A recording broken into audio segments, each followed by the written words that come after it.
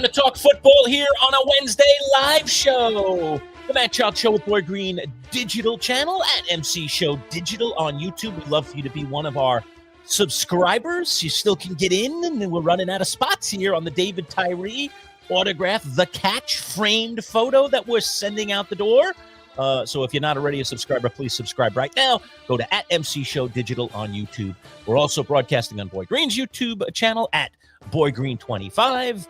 And we're out there in the world of Instagram as well today. Is it, or is it Facebook? No, Facebook. We're on Facebook Live as well, all right? So for those of you that follow us in the social media portals, you can click and like and do all that fun stuff over there as well.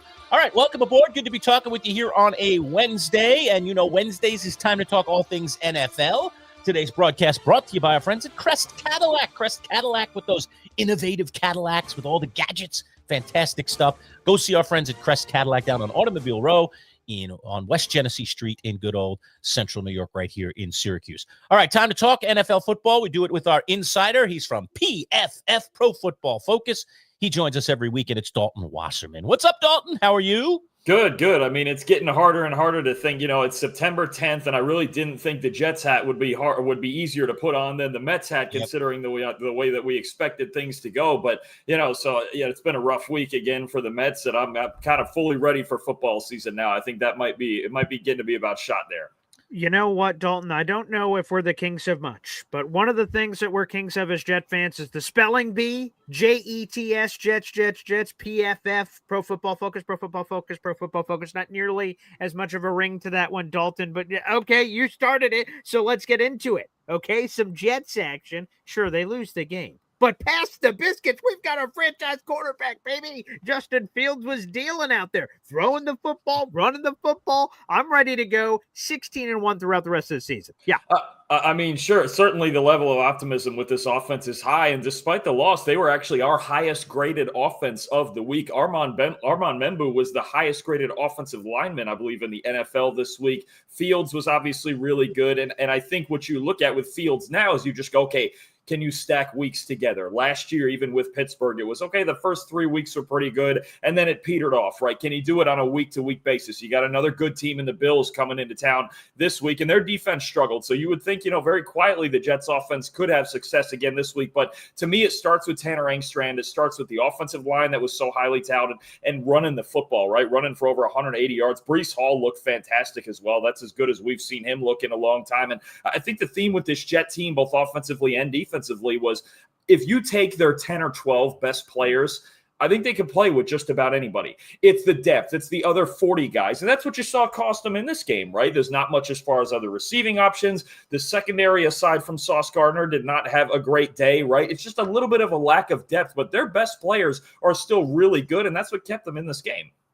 All right, let me do a quick follow on Jets because you mentioned that one of the mistakes that cost the Jets was a key fumble in the second half. Wide receiver Xavier Gibson on a kick return. He got the ball chopped out of his hands. The Steelers get the turnover, the only turnover of the game. They immediately cash in for a touchdown. Fast forward to the end of the game, the Jets lose by 2. They gave up a touchdown on that play. And Aaron Glenn said after the game, he didn't mention anyone by name, but it was pretty easy to connect the dots, Dalton. He said, if a player costs us in that way, and you're going to cost us on games and deciding wins and losses, you're not going to be on the field. Well, Aaron Glenn was a man of his word.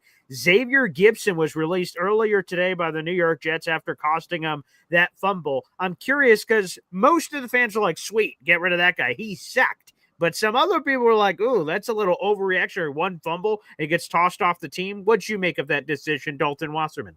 I think it's the culture build. I think it shows you that Aaron Glenn and Darren Muji are not messing around. And actually, I know this is one decision. I think it's the second time in the past few weeks that we have seen that this is how it's going to be, especially early in this regime. One of the problems with the previous regime was sticking with guys who weren't producing too long. The first example of this, I think, for this regime and this kind of example of this culture building was the 2 trades they made for the defensive tackles, Harrison Phillips and Jawan Briggs. You go, okay, they're looking at their roster through the preseason and going, look, these guys next to Quinnen Williams, are not good enough. We need to find somebody else because we don't have good enough guys, especially in the run game. You get Phillips and Briggs in there. I thought they had decent games in week 1. Now you got a kick returner that just cost you a game, arguably, with the fumble right in a big moment. You gave the Steelers 2 straight touchdowns right off back-to-back. And yes, they had other opportunities in the fourth quarter to win, but you can't have big back-breaking mistakes. And Aaron Glenn, above all else, is going to prioritize execution. He does not care what the name on the back of the jersey is. If you're not executing, you're not going to be on the roster. You're not going to be on the field. So I actually think it's consistent with what they've been doing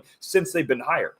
Before we get into the news of this week, Dalton, and start looking at these games coming up this coming weekend, we can't get past this broadcast without talking about that Bills-Ravens game on Sunday night. I mean, it was an instant classic. What a comeback by the Buffalo Bills. You could say what a collapse by the Ravens. Talk about the implications of that game, and what were your thoughts on that game? I mean, the implications long-term are just a tiebreaker, right? If they're both tied for the 1 seed, then the Bills are getting the home field advantage. They're getting the bye week, all of that. To be honest with you, it's funny because the game was wildly entertaining. It's one of the best football games. We got Josh Allen, we got Lamar Jackson, Derrick Henry, the stars were out and everything. And yet I feel like we learned absolutely nothing new about either team. They're exactly what we thought. It's Josh Allen's great, and the Bills defense gave up 40. The Ravens were great for 3.5 quarters, and they blew it in the fourth quarter. It's so funny because that game was so awesome. It was a 12 out of 10 football game. But there's nothing new in that game for me. There's absolutely nothing new at all. It's until the Bills can play better defense, I don't know that they can win the whole thing. Until the Ravens can execute in late in games, I don't know that they can win the whole thing. And we're going to continue to find these two things out as the season goes on. So did you just channel some Dennis Green there? They are who we thought they were? Precisely what it is for both teams. Absolutely. And the end result is just a 1 point. And again, it's a massive win for the Bills, and that magic happens in that stadium there in Buffalo, the last year of it there. But it's a huge win for the standings and all of that. But I don't feel any differently about it coming out of it than I did going into it. One other team I want to mention before we move forward to this week, and that is the performance of the Green Bay Packers. We know they added Micah Parsons, but they looked pretty rock solid. A lot of people think they are legitimate contenders. How you feeling after week 1 about the Packers? I think the two teams that stuck out to me the most this week, between them and Indianapolis, I think those were the two best performances in the NFL this week. And you could just feel Micah Parsons' presence. First of all, the energy in the stadium, the energy on that defense. And then Parsons, look, there are good pass rushers and good players, but the great elite players make their entire units better. The Packers' entire defensive line played better. Rashawn Gary, Devontae Wyatt, Lucas Van Ness, all of these guys producing multiple pressures. You get sacks out of this defense. And again, in that division with so many teams reworking their offensive line, you're including Detroit especially, it's been in the spotlight. You're talking about a difference maker with Parsons. And then you talk about a better version of Jordan Love that we saw in this game than I think we did in a lot of games last year. The Packers are legit. They're a legitimate Super Bowl contender right now with Parsons in the fold.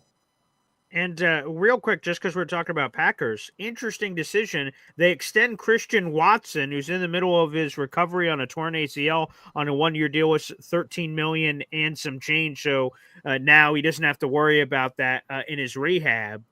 The Packers just must be in love with Christian Watson. Obviously, a lot of home run ability there, but he's been made of glass for a while and currently still in the glass phase while they gave him this extension. It was sort of curious. Yeah, I think just a 1-year extension, and I think they're just trying to push the can down the line, right, with some of these young receivers. And you have the ability to do this when you have one of the youngest receiving cores, I believe they're the youngest team in football, that you can go, okay, we can continue to evaluate these guys we have. And if at the end of the year we don't feel great about our receiver situation, then we'll just draft another one, right? I mean, they took Matthew Golden this year. Savion Williams was a 3rd-round pick. I didn't see him much on the field, but they've got a lot of guys, and you give Watson that one more chance to prove he's a vertical threat, right? You can find a use for him, especially with him not being the only one now with Matthew Golden. So it is interesting. They certainly believe in his talent, and then maybe they're just hedging against, okay, if any other guys here are failing throughout the course of the season, then we still have a lot of depth to work with. All right, let's go to one of the big stories, and you tell me if this is legitimate or not.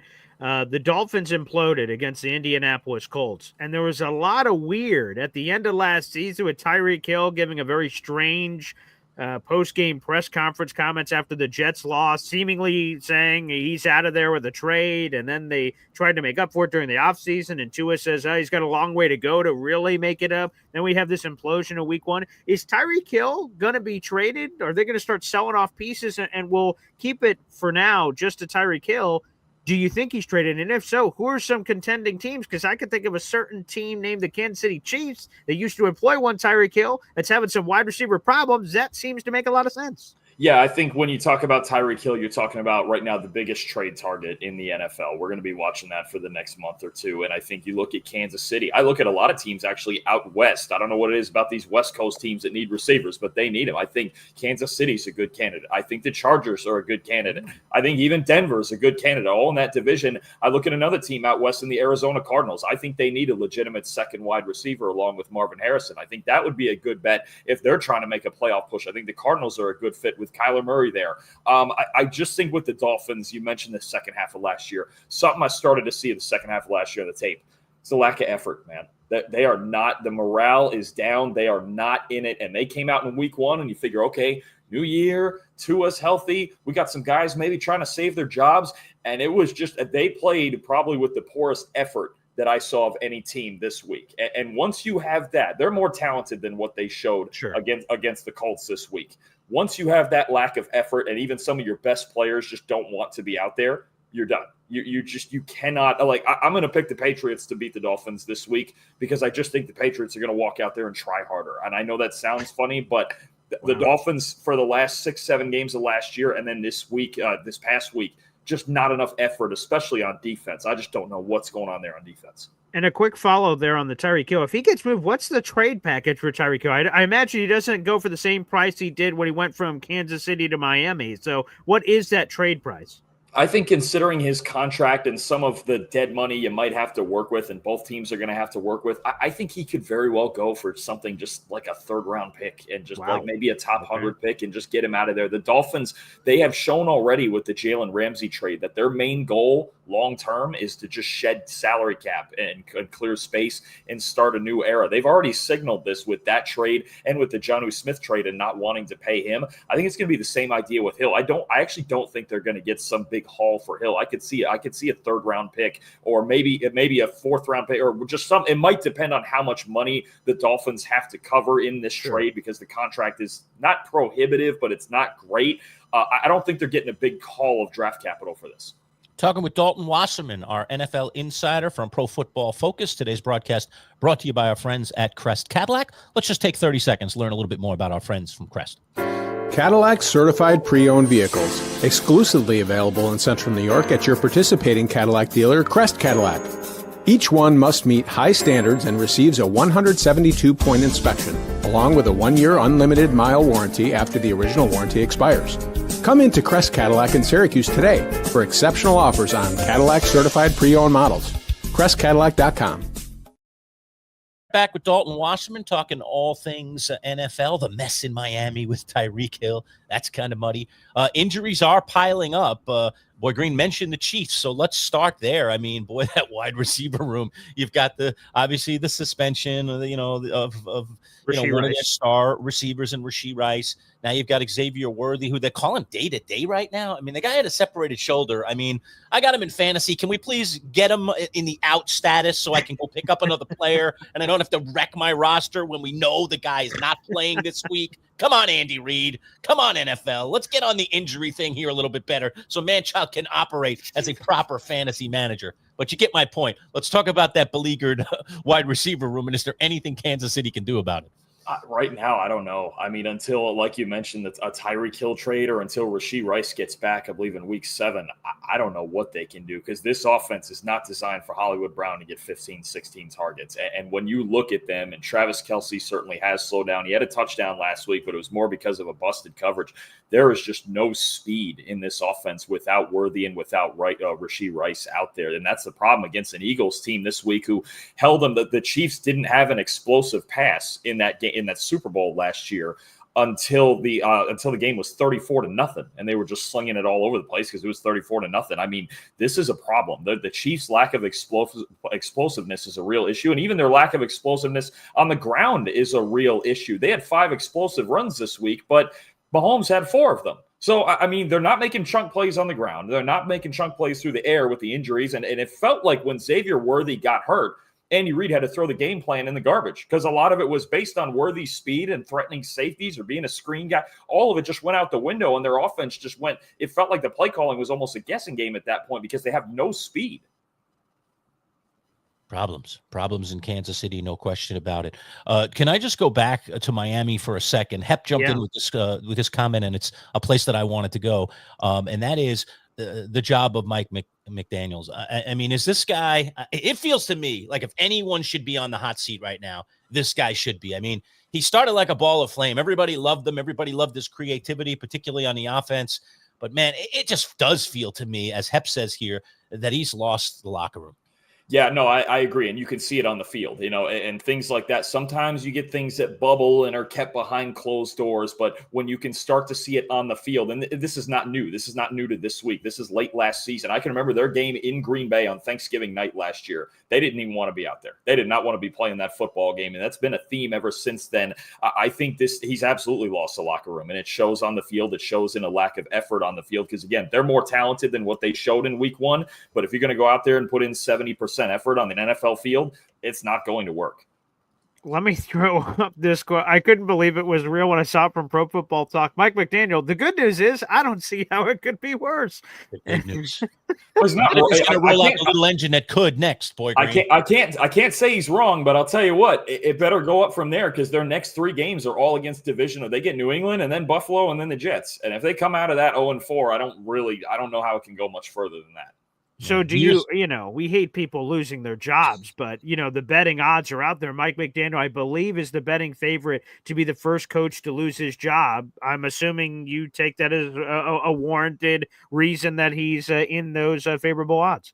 Yeah, absolutely. I think if they start 0-4, I would just about, I don't want to say guarantee, but I would say probably if they start 0-4 with 3 division losses and they continue to look as bad as they looked this past week, then yeah, I would say week 4, I think is probably the earliest we really start talking about that. Well, in a real low point of any coaching press conference I've ever been at, Dalton, the former head coach of Syracuse, Greg Robinson, who brought that football program, God rest his soul, came in there and Super Bowl rings from the NFL and came to coach that program from the West Coast, and he took it to the depths of despair. And I remember just a couple of weeks before they finally did fire him, he literally came into the press conference and read from the little engine that could. I think I can. I think I can. I think I can. As that train goes up the hill. And he says, I see this in my team. My team is the I think I can thing. And we're going to get over the top of that hill. And then I know I can. I know I can. It's all going to come together. And this was like at one of the most bleakest, darkest moments in Syracuse football history. I was like, did he just roll out the little engine that could? Desperation is at play when people start rolling out crazy stuff like that at press conferences. Man, I'll tell you what, it's similar to what happened to Syracuse football this past week, right, with that big comeback they had against UConn. And man, I'll be honest with you, I picked UConn to win that game. I thought Syracuse was on serious upset alert, and they were, but they found a way to do it. It's kind of a similar story over there now. Let me ask you, Dalton, how are you supposed to balance that, right? So Syracuse, barely scraped by UConn. You predicted it as an upset, said they were on upset alert. A lot of folks in Syracuse are like, all right, you obviously got to take care of UConn, and they barely do. A win is a win, sure, but the way they did it was about as ugly as sin. So how do you sort of balance those two perspectives, that getting the win in the win column, but also that the way you got that win wasn't necessarily perhaps sustainable? Well, I think you have the same perspective on it that Fran Brown did right after the game when he's making these guys run sprints right on the field, right in front of everybody right after a win, because he's going to sit there and go, yes, the end result is good and we got the win, but the process is not there right now, and we have to be better. If we're going to compete in the ACC like we did last year, it has to be absolutely better. Through 2 games, they have not looked good in the trenches. Their offensive line, their defensive line has not been good. I know there's a lot of turnover on offense, and they're adjusting to new life with a new quarterback, and Steve Angeli battled back and won the game when it mattered. But no, I think it's exactly with the approach that Fran Brown's taken with them is this wasn't good enough. If we play like this against UConn, imagine what we're going to play like against these teams in the ACC, against, I forget who's exactly on their schedule, but the Miamis and the Clemsons and the Pitts and the Louisvilles and the Georgia Techs, against teams like that, if they play at the same level they did against UConn, it'll be a rough year in the ACC. They have to get a lot better quick. Yeah, I won't be making you run laps, Dalton, if you mess up any picks in the NFL picks against the spread segment. Just safe to be. That won't be happening. One more injury situation in terms of a team. the San Francisco 49ers. George Kittle placed on IR. They have 4 games in 23 days. He was cooking before he got hurt. Brock Purdy has multiple injuries, and he's super questionable for this week. How much are the 49ers in trouble? It's only 1 week, and we overreact all the time, but those are some serious injuries, pal. Yeah, I mean, it's the biggest question mark with the Niners heading into the season with Ayuk already out and Jawan Jennings maybe not being 100% and, Christian McCaffrey trying to recover, and he's already getting a heavy workload. And now Purdy and George Kittle, I would argue, when you talk about their schemes and their offense, is the most important player. He's out for a month. I'm worried. Look, it was a huge win they got last week. Brock Purdy found a way to grind through, and Nick Bosa made the big play at the end to win a big divisional game. But, yeah, I'm worried. Their offense doesn't look good. It didn't look good for most of last year once these injuries happened. And I would worry now that with Kittle out and Ayuk still out and all the injuries they have on the outside, and Purdy for that matter, if Mac Jones is playing, we got McCaffrey coming off the year that he just had with all his injuries. And now he's going to have the biggest workload in the NFL again. He's just going to jump headfirst right back in. I'd be worried about that too. And the way that they're going to have to win football games, especially over the next month without Kittle and without Ayuk still, if they're good enough if Mac Jones plays, I still think they're good enough to beat the Saints. But beyond that, yeah, I'm worried about their offense because this was the problem last year. Is injuries just killed the whole thing. And it's already started even before the season started. And now we're getting into it. Let's look at some of the key matchups this coming weekend. Dalton, one of them that certainly has to jump out is a rematch of the Super Bowl. We've got the Chiefs. They're going to be home for the Philadelphia Eagles, albeit, as we just mentioned, a rather depleted Chiefs team. Is this one going to be competitive in Kansas City? It'll be competitive. It's in Kansas City. Anytime we have Patrick Mahomes, there's so rarely games that are uncompetitive, like the Super Bowl. So I'm not expecting the Super Bowl to happen again where it was just not even a game at halftime. But the Chiefs' defense, I think, is a big thing. They have to play better than they did last week. So in our PFF grading, last week's game for the Chiefs, and this includes last year's Super Bowl, that was the lowest graded game we've seen from their defense in 4 years. So they can't have that. The entire idea behind the Chiefs still competing for Super Bowls is, number one, they have Andy Reid and Patrick Mahomes. And number two, they have Steve Spagnuolo in this great defense. Last week against Justin Herbert and the Chargers, not good. Miscommunications, no pass rush aside from Chris Jones. I thought the linebackers struggled a bit with their vision and things in the run and pass game. They need to get better on defense in a hurry, because if they play defense like they did last week, then no, this really won't be competitive. I'm looking for a bounce back from Spagnuolo to at least keep them in the game, give Mahomes a chance to win it. All right, this one's a sneaky matchup. Some people may be sleeping on this matchup here, Dalton Wasserman, but the Indianapolis Colts host the Denver Broncos. We got Indiana Jones, for Pete's sake, over there in Colts land. Are they that good, or the Dolphins that bad? It seems like we might be able to find out this week against Denver. Okay, so the Colts won't score on every single drive of their whole season. That's not how that's going to go. But, I mean, first, look, I've been a Daniel Jones optimist with this Colts team, and I think what you saw on Sunday was the perfect execution of Shane Steichen's offense. The entire reason Jones is starting over Richardson is not because he's more talented. It's not because he's more athletic. It's not because he has a better arm. It's because he executes Shane Steichen's core concepts at a much higher level than Richardson does, and he proved that on Sunday. And as far as the other side goes, Denver, I believe, right now is favored in this game. I'm rolling with Indianapolis. I just don't offensively – I don't like the game that Denver played at all against Tennessee. Maybe it's a week one aberration. Maybe they didn't take him seriously enough, but I don't like the 4 turnovers. I don't like Bo Nix pushing the ball downfield unnecessarily. I just don't think they played with a ton of urgency. I think if they played more NFL and then played the way that they did on Sunday against, they would have lost. I think that's just the Titans being the Broncos have to play better if they're going to go into Indy, because I saw one team in the Colts that executed at a very high level, and I saw a team in Denver that did not. Okay, there you go. I see Indy Jets in here, says Indy Jones, my cousin. Again, you see what I did there? Indiana Jones, Daniel Jones, Indianapolis Colts. It's just too easy, people. It's just hanging out there. What else am I supposed to do, for Pete's sake? Again, we're talking about Dalton Wasserman, our main squeeze from all things Pro Football Focus. Go ahead, Lerch. What do you think, Jacksonville, Cincinnati? Cincinnati did find a way to win. I have high hopes for the Jacksonville Jaguars. I know they didn't play a phenomenal opponent this past week, but give me your take on that matchup, which will be a 1:00 in Cincinnati. Super, super interesting game. I'm looking for a bounce back, obviously, from Joe Burrow and the Bengals because, look, to be honest, everyone's going to look at the numbers and how bad the Bengals played. Look, we're the analytics people. We're the numbers guys. We look at all this. That's all I do all day is look at this stuff.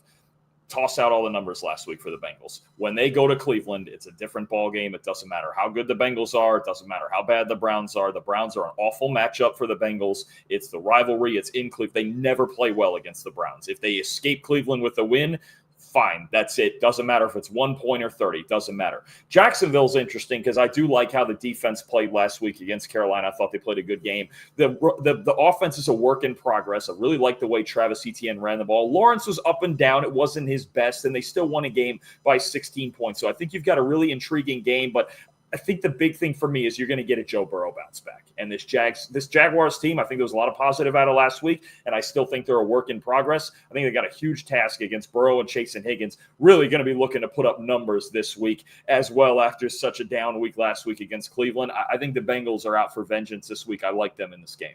I don't disagree with you. What just gets me is this happens every year, Dalton, with Cincinnati. They get off to these miserable starts, and Joe Burrow doesn't look like Joe Burrow, and Chase doesn't look like Chase, and you're just wondering, like, when are they going to explode? And I'm not so certain they're going to explode this week. Sounds like you're pretty confident that they will. I give them a lot of credit, too, on defense because you got to remember, there's not many games you think the Bengals are going to win 17-16. So for them to get dragged into that sort of game and find a way to win, I'll actually give them credit. And again, in Cleveland, toss it. It's a thing. They just cannot play well in Cleveland. It's just not. It's been for years with this. They can't play well in Cleveland. And what about the start to week 2? Green Bay, Washington, and I imagine the folks over at kicking off the Amazon Prime coverage are like, sweet, Micah Parsons just got dropped into our coverage lab. Thanks the football gods above. So, and I imagine that Micah, who, had to be somewhat limited with the back injury and then coming to Green Bay so late, the more deeper we get into this season, the more available Micah Parsons is going to be. What do you make of this? Because, sure, Washington slapped around the Giants over there for Manchild. Not that surprising. The Giants stink. But the Washington didn't even look that impressive in their win to me anyway, as they're beating the Giants. So I feel like there's even a lot more meat on the bone for them heading into this too.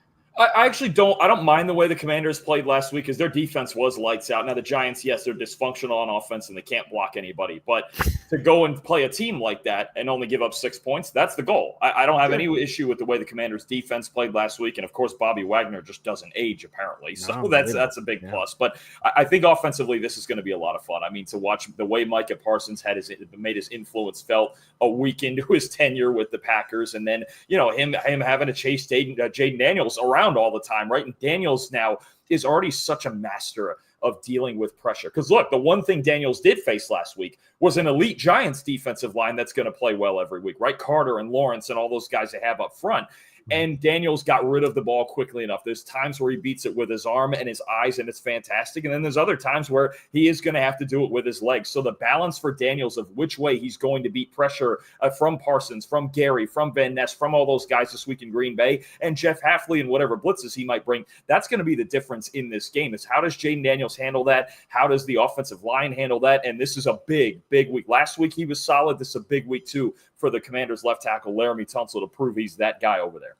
All right. ESPN and ABC have been rolling out, and we started to see this last year, maybe even the year before, these double dips on Monday night. We get one this coming Monday. We've got Tampa at Houston. That one starts at 7 o'clock. That one is in Houston. And then we've got Vegas hosting the LA Chargers. So a double dip on Monday night. You like these double dippers?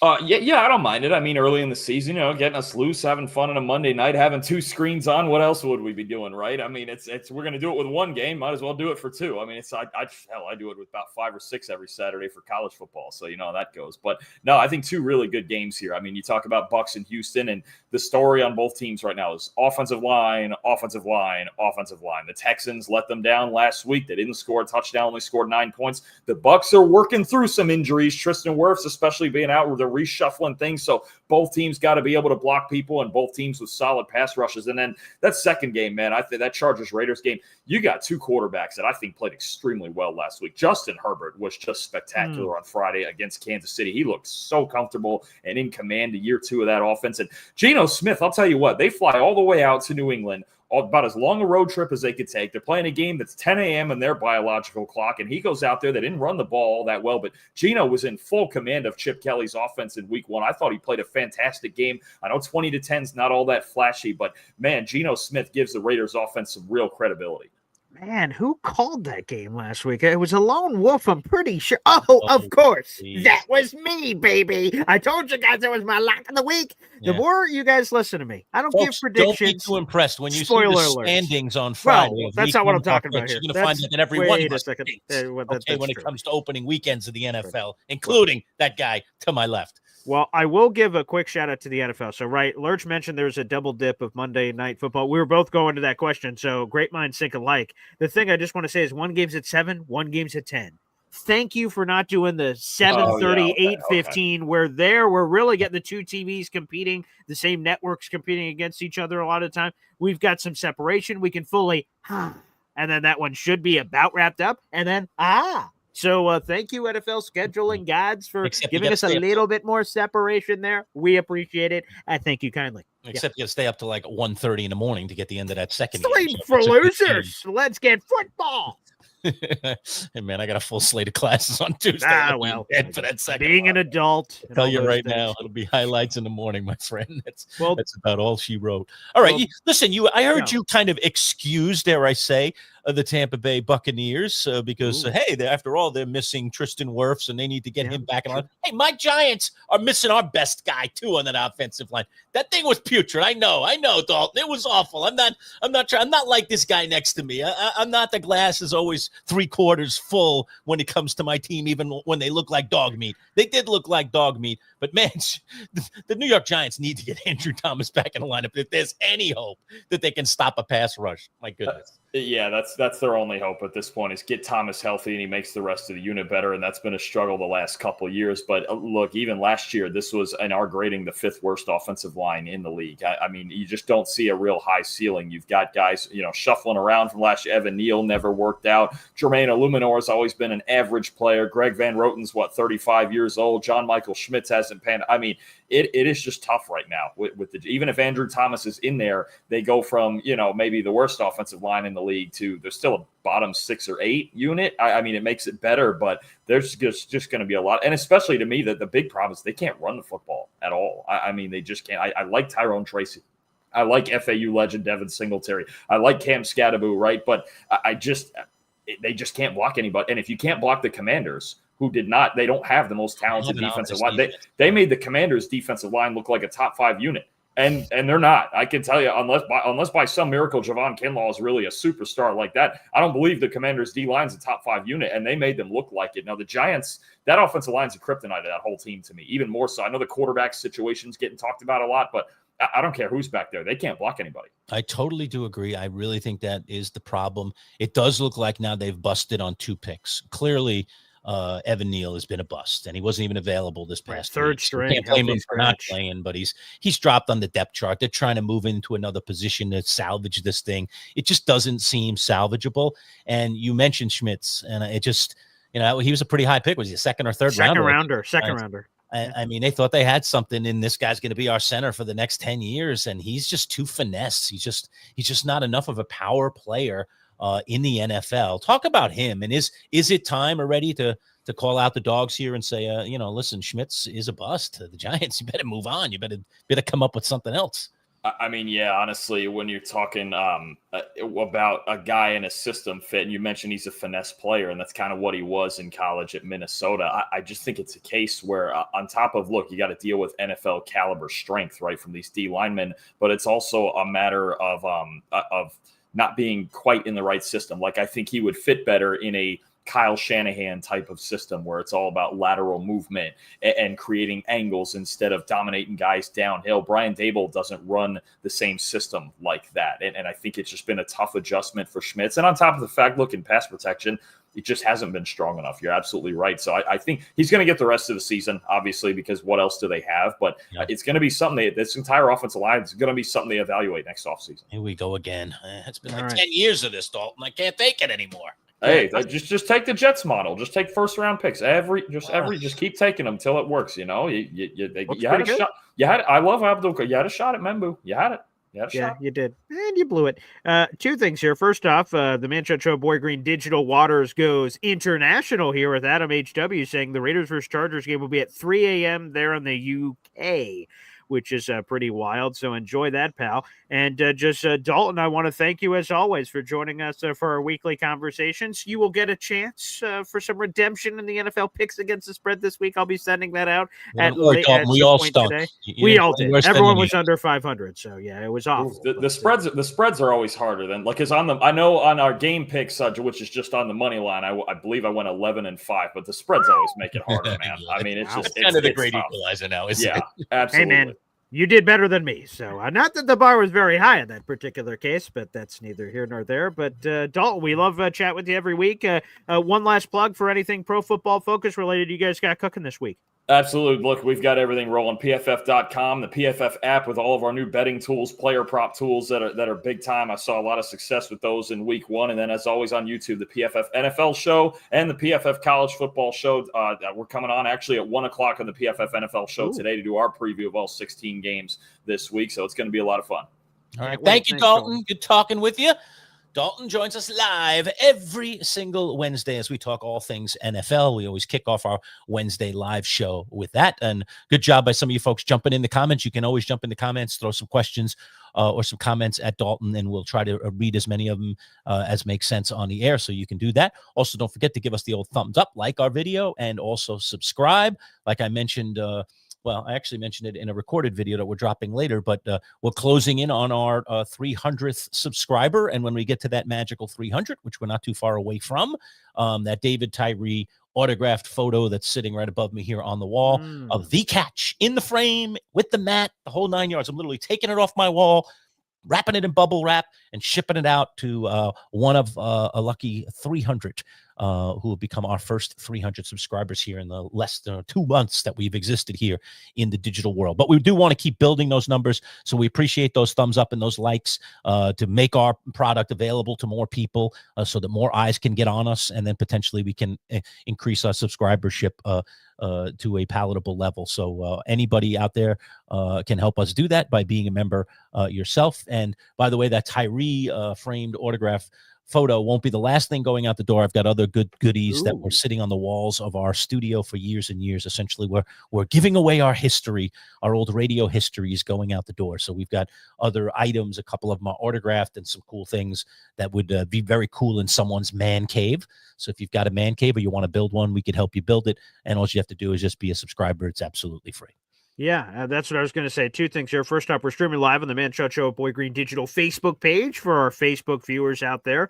This YouTube channel, of course, the Manchild Show Boy Green Digital, and my YouTube channel, youtube.com/boygreen25. So if you're watching on the Boy Green channel, make sure you guys open up another tab and hop on over here as well, because there's a couple of exclusives that are here that do not cross-pollinate on both channels. For instance, our weekly Jets conversation with Jake Asman, that will be dropping later today, talking all things New York Jets. So that will not be available on the Boy Green channel, so exclusively here at MC Show Digital. And our conversation with Colgate head coach, Coach Fitzpatrick, that will be dropping today. As a matter of fact, actually, it's already dropped right now on our video channel, but we'll posting it to our social media feeds. And I'll tell you what, that was a fun conversation that we had. Yeah. And he has all these local Central New York roots that I didn't even realize until, I did my homework on him and prep for the interview. And I was like, wow, I didn't know much about Coach Fitzpatrick. He's only been at Colgate since December. So he is literally a newbie. But he's an interesting cat. He's won a national championship. He did that at Cortland, SUNY Cortland, a few years ago. He flexed the ring, by the way, during the show. Yes, he will flex the ring and show us the ring. It's in a little case right behind him on a little bookshelf. Nice. And yeah, he was the cult of personality. I really enjoyed our interview with him. So that's definitely worth a watch, even if you're not a Syracuse football fan, to just get kind of a little local flavor. Good conversation. Yeah. NIL. One of the things I talked to him about is just kind of the purity of football in a place like Colgate. And we even talked all the way down to the Division III level, which is where Cortland is. I was wearing a Carnegie Mellon hat when we did our interview with him. And I was talking to him about it. I went to a Carnegie Mellon game a couple of years ago. It turned out to be a football game on homecoming night. I didn't even realize that. My son was a student there. This was back in 2023. And I don't think I've enjoyed a football game that much in like 15 years. Wow. And I think the reason behind that is that really for the last, I don't know if it goes back truly 15 years. It feels like it to me. But this world of transfer portal, Right. NIL, the players kind of coming out, which again, I will tell you time and time again, I get it and I understand it. And I think the players are very deserving. What I don't like about what's happened to the big time college football scene is there's no governance. It's just chaos. It's the inmates running the asylum, and it's created problems for the fan of college football because your team just changes every year.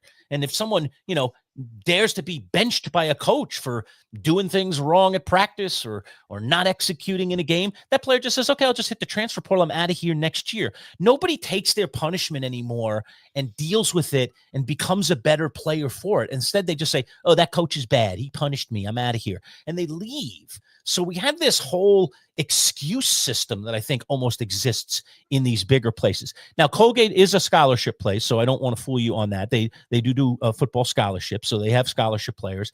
They do have a little bit of NIL money, as Coach will tell you about if you listen to the interview, but it's nowhere near the same level. And again, going back to that Carnegie Mellon experience, those kids that were on that field that night for both teams, I forget who Carnegie played in that one, but it was one of their division foes. They were just out there for the love of football. And it was on a college campus, and it felt like a college game, the cheerleaders cheering and the band playing and the kilts. And, it felt like what college football is supposed to feel like.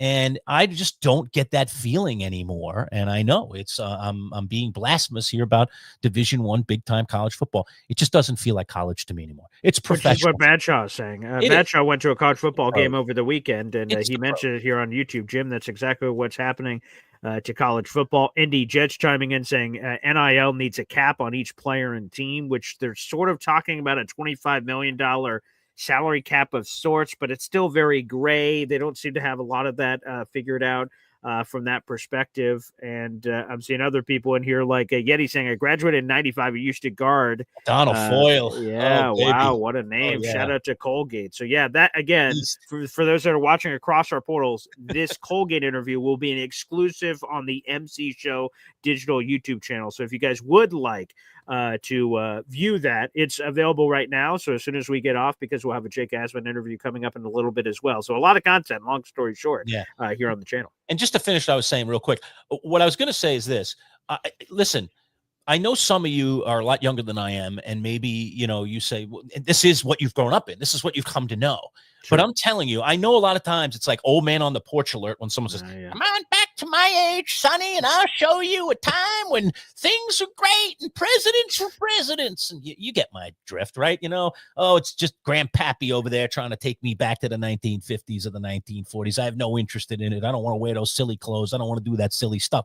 I'm telling you, it is worth your while to go experience what I experienced at Carnegie Mellon a few years ago and just go watch football for the love of the game without all the noise, without the advertisements, okay? Without the ribbon running around the stadium telling me I got to buy this insurance, I got to do this thing. The commercialization that this business, this massive business now called college football has turned into, all right? If there's money to be made, they will take it. They will name their stadiums after it. We once had, it used to be, RFK Stadium in the Carrier Dome, Washington, D.C. Well, the Carrier Dome's not a good example because it actually was sponsored, but, so that's not a good example. But, Shea Stadium, Candlestick Park. Okay? Oh, I see what you're saying. The world was littered with stadiums that were named for people or places. Not sponsors. Or some nostalgia of some sort, not because someone paid us to put their name on the outside of the building. And I understand why the universities are doing it, but they're biting off their hand to spite their face in some weird way. And when you go experience what I experienced at Carnegie Mellon those couple of years ago, where none of that existed, and I was just there for a football game on homecoming night, I was just able to just enjoy the purity of college football. And man, do I miss that. And I'm telling you, if you've never experienced it, go experience it, and then you'll say, man, now I know what Manchild was talking about. He's not just some old man saying, let me go back to the 1950s where we were all greasers, and slicking our hair straight back. All right? No, that's not what I'm saying. Go experience it. it's so much better. It's just so much better. I'm sorry. I don't like college football anymore. I'm losing. Wow. I'm losing my luster for it. I really am. It gets worse every year for me because there's just no governance. There's no control. It's out of control right now, and I'm all for the players and I'm all for them getting a piece of this pie. But they should have done a lot more work to figure it out before they just made it happen. Because that's true. Great inequity in the sport now. There always has been some. There's no question. Recruiting, the big, palaces, the weight rooms, the money spent by alum to build these palaces to lure these young high school kids. But when now you throw in the portal and NIL, it's just a big mess. So sorry. By the way, Jet Up and Go says, are you an advocate also for bringing bell bottoms back? I knew I was going to get it. Whatever. Okay, listen. Let's agree to disagree, Jet Up. Sorry. Okay? Sorry. We'll just agree to disagree. Hey, I don't think Go experience it and then come back and tell me if I still suck, okay? Which is what I was about to say. I don't think, obviously, I've experienced it at the highest levels of NFL and big college football stadiums and whatever the highest of high school is for championship games and stuff like that. I have not experienced the whatever pool you want to talk about, the D3, D2 level, going to a college football game and especially D3, as Coach Fitzpatrick explained in our interview, and you guys will hear that there's no scholarships. It is for the love of the game. I have not gotten that pure experience from that perspective, so that'd be interesting. Yep, we do still have Soldier Field. I saw Jet Up threw that up there, so I'll throw that up there on the screen. Yes. But, we still do have some. There are a few. That do still exist. But you know what? Here's the thing. That one's dying, though, because Chicago's about to build a brand new stadium, which I imagine will end. Probably they'll change the name and put an insurance company on the front of it or something. Oh, God, what I was going to say is this.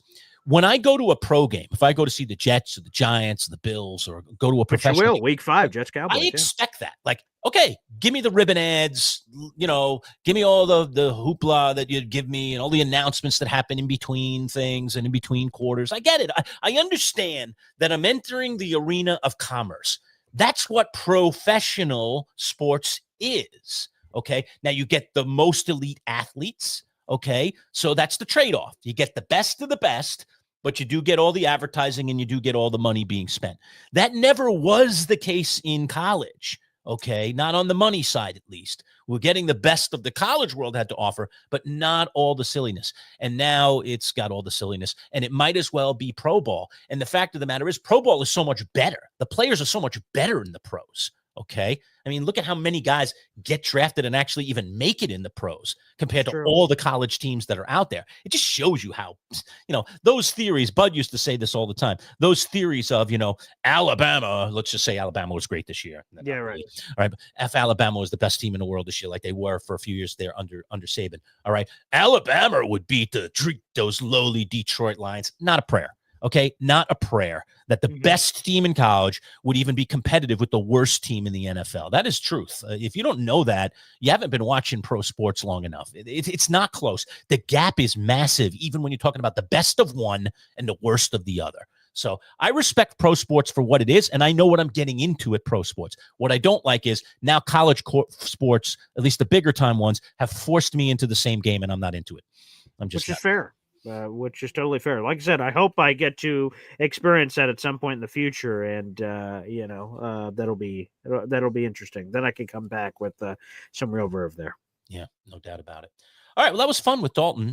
Game of the week for you, Boy Green. I was taking a peek at the schedule. We touched on some of the games. I mean, is it that Kansas City game? I don't know. The Kansas City's that interesting to me this week, in all honesty. Jets Bills, obviously. It's Jets Bills. You do have Jets Bills. Maybe the Bills have a letdown for you. I don't know. I wouldn't want to. They invested so much into that Ravens game. They are due for an emotional letdown. There's no question about it. The defense going to play a lot better this week, Boy Green. For sure. Regardless of what Buffalo doesn't do defensively, we know what they can do offensively. And Josh Allen can put him on their shoulders and just carry him down the field when he wants to. My goodness. Yeah. Another one that's sort of sneaky to me is Seattle traveling to Pittsburgh. Aaron Rodgers, is that real? Is that real? Fugazi? Yeah. Sam Darnold, of course. They were looking good for a little while, and then the 49ers pulled something out of their keister and were able to win that game. To just go back to the Jets for a second, were you okay with Rodgers throwing shade at your team after that thing was over? No, I was super annoyed by that, of course. But to the winner goes the spoils, right? The victor gets to write how the story goes, whatever the saying is, the victor gets to write the story, they hold the pen in their hand. So, no, yeah. If he, I think about it in this way, go to any scoring, right? Man, they're running up the score on us. If you don't want them to run up the score on you, then play some defense and stop them. If they're going to do what they're going to do, it is what it is. So, no, was it annoying to see Aaron Rodgers motioning to the crowd? Was it annoying to see him and his stupid smirk on his face and the press conferences and everything else? Yes, of course. That was massively stupid. But, hey, if you seem weirdly petty, like what did the Jets not do for Aaron Rodgers? Like what revenge is there? We did everything he wanted. We got his coach, we got his players, we catered to his every whim. Like what revenge does he have against the Jets that he was fired to his face? If the Jets would have fired him over text, he would have complained about that. Look at how emotionless this new staff is. So the Jets were screwed no matter what. So I don't really know what Aaron Rodgers was complaining about. But I mean, Rodgers didn't play well for the Jets. And, I know it's not his fault, but he got hurt on the third play of the game, for crying out loud, and lost an entire season. And I know he worked his butt off, as we can see in his little enigma. I've watched it now. Good grief. All right. I've watched the documentary. I saw it too. God. Yeah. Come on. Anyway, I'm sure the guy worked very hard to get back and to get back on the field, and he eventually did, but he still was mediocre at best. So if he does have some success with Pittsburgh, I mean, let's not gloat about it, for crying out loud. The Jets didn't do anything to him. The Jets gave him a chance. For 2 years, they gave him run, okay? And he didn't really deliver on that run. And then they said, look, it's time to move on. The guy's 40. Let's go get somebody younger. I told you, I completely support that move. And if Fields doesn't work out, so be it.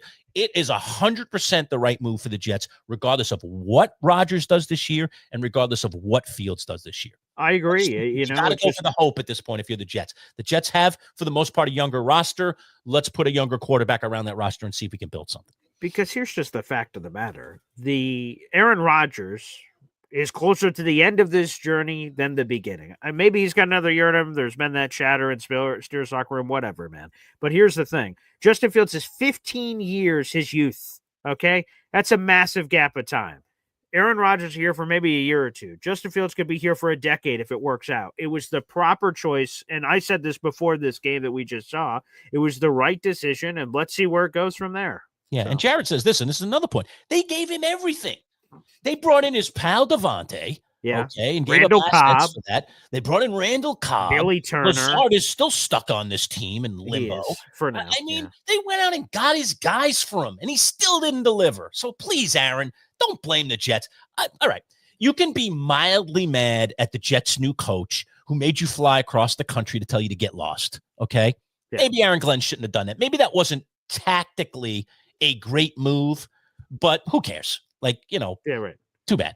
He told them in person. I like people that tell me face to face. That's what I would say. Yeah. I don't like the annoying phone call. Sorry, we're going in a different direction. We'll have to let you go. At least call me in and tell me to my face. Let me see the look on your face. I mean, firings are meant to be done in person. So if they were going to part company, actually kind of respect the fact that Aaron Glenn did it in person. And I'm sorry, Aaron, if you had to take that private jet all the way across the country. I'm sure it was incredible hardship. I can imagine, in between sips of champagne, that it must have been very, very painful having to, spend those few hours on a plane and then I have to go, now I have to go all the way back home and sip some more champagne. I mean, come on, man.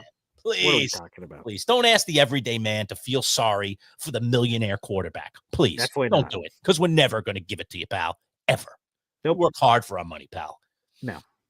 Okay. I'm off my soapbox now. So, no, yeah. So, I guess, to me, there's a lot of really interesting games this week. Again, great for the NFL. Again, I find Denver, Indianapolis fascinating. Obviously, the Super Bowl rematch is interesting, even with all the injuries they're having. The Monday night games look like they're going to be a lot of fun. I'm fired up for Jets Bills. So, Jet fans should be, or not Jet fans, NFL fans, excuse me, should have all kinds of things. The Thursday night game tomorrow night's going to be awesome. So, oh, yeah. Well, football's back in full flower, baby. And I don't know, I got a strange feeling that Daniel Jones is going to beat Denver. Really? Jones is going to play 2 weeks in a row of good football. I think it's not even necessarily all about Jones. I think he's just got a good team around him. He's got a running game. Looks like his running back is healthy again this year. He's got some pretty serviceable receivers around him. So you're a believer in Indiana Their Jones. tight end looks great. I drafted him in multiple fantasy leagues. I'm Who's very that? happy with week one. Tyler Warren. Right. Yeah. Very happy. A rookie tight end making an impact right in week one. Sure. I just like the way the Colts look. And the Colts, for the last few years, in all honesty, have had a good offensive line. You know, they have made actually a couple of good draft choices and have put some good guys. They drafted the Notre Dame guy that I said years ago the Giants should have drafted. What the heck's his name? I can't think of it right now, but you know what I'm talking about. He's been fantastic. So they just, they've put the pieces together the right way. I don't know that this is sustainable for Jones, but I think Indy could get, they could be the hot early team this year. They could make a little noise early, and they certainly made noise last week against the Dolphins. I mean, I think everybody kept looking over and going, whoa, what's going on there?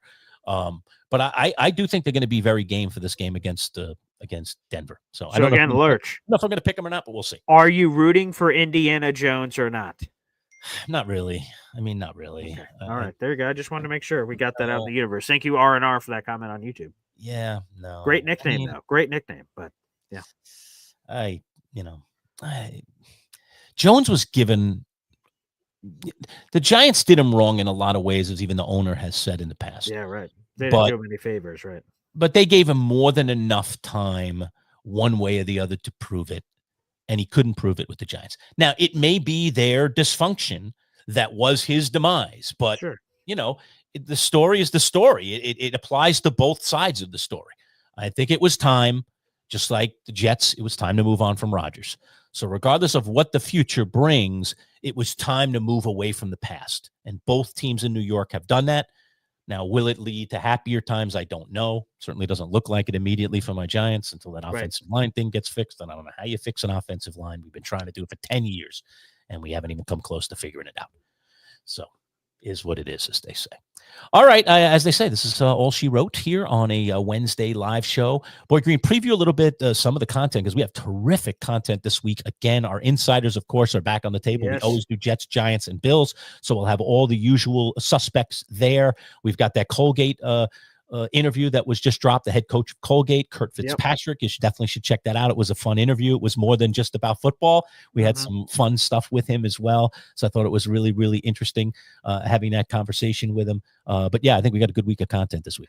We do. Yeah, we'll have the, for you guys, for the Jet fans in the audience, Jake Asman, ESPN radio host extraordinaire and everything else with the Jake Asman Show, will be joining us here. That'll be a pre-recorded interview, so that'll drop in the early afternoon for you guys, for all you Jet fans out there. We've got Bills tomorrow, Anthony Prohaska tomorrow morning, which will be excellent. We've got Joe Bartle, our fantasy football guru, at 10:30 on Friday. That'll be fun. Our NFL picks against the spread segment.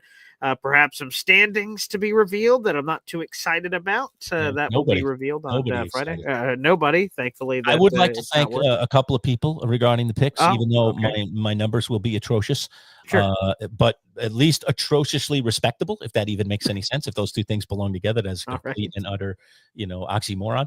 Yeah. But I got saved 2 games by 2 situations. One, the Bills coming all the way back and win, because I had the Bills, so that looked like a disaster for a while. That looked good for me. So that flips the other way, and we had quite a few people on the Ravens, so that was a big one for the Manchild. All right, and then I'd like to personally thank Sean, the Saints coach.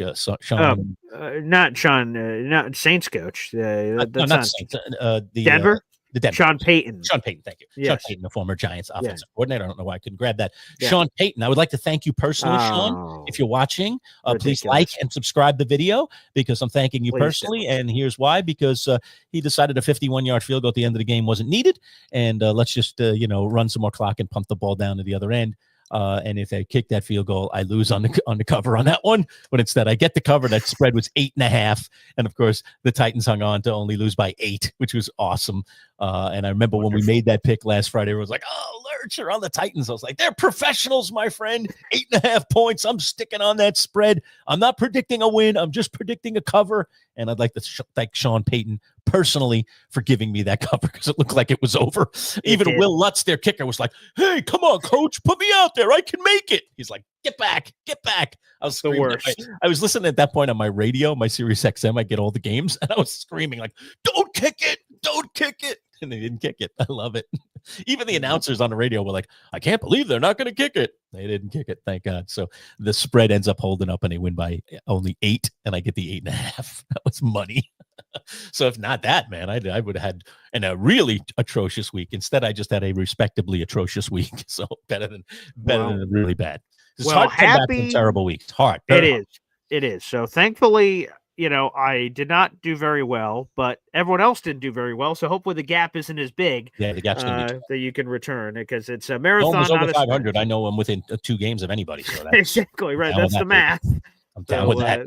Yeah, there you go. Where I stand. So, but we will review the standings. Yep, and we'll do that live on Friday. We dropped that actually recorded a little bit later Friday after we do our live bit with Joe Bartle. So we do Joe Bartle, and then we record our live picks right after that, and we just drop it an hour or two after that. So it'll be sometime on Friday afternoon. Yep. It's always a fun jaunt, and Matt Lombardo is joining us for that all season long, so he'll be with us again on Friday. So we'll have 3 people picking live, and then we also have, I think, 4 other entities, including you, the fans, and you can do it on Instagram every single week. Just pick the team you want and just go through the grid and boop, boop, boop, boop, boop.